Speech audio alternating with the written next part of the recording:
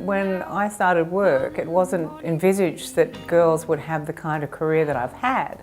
And as I had 3 brothers, I think Dad was a bit disappointed that one of them didn't decide to follow in his footsteps. But as my career took off and it became apparent that women could actually work and have ambition, then Dad was very proud of me, and he definitely started mentoring me. Before I got to the Women's Weekly, there was a magazine called CLEO, and that began in 1972.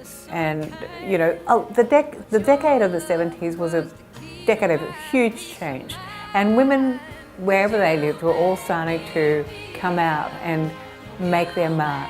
There was this realisation, because of women's liberation, that really anything was possible.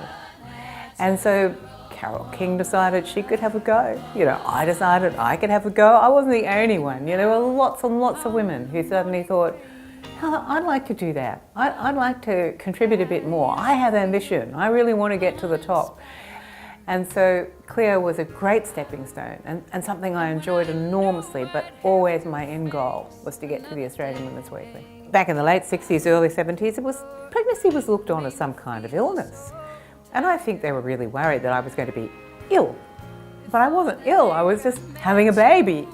And when the Packers realised that, hey, you know, a woman could actually be pregnant, still work, still think, you know, still run the business, they relaxed and they were fine, you know. But when I got to the Women's Weekly, I became a role model, because remember, women's lives were changing.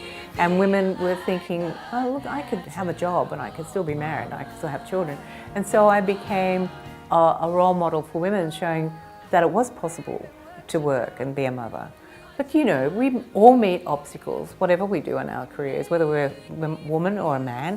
And I just look and I think, there has to be a way around that obstacle. I'll just have to find the way. And so you think, well, I'll find it. So you might work a little harder, you might try a little harder. But if you really apply yourself and do what you do best, then I think you can win the respect of people who work for you, which I think is what I did.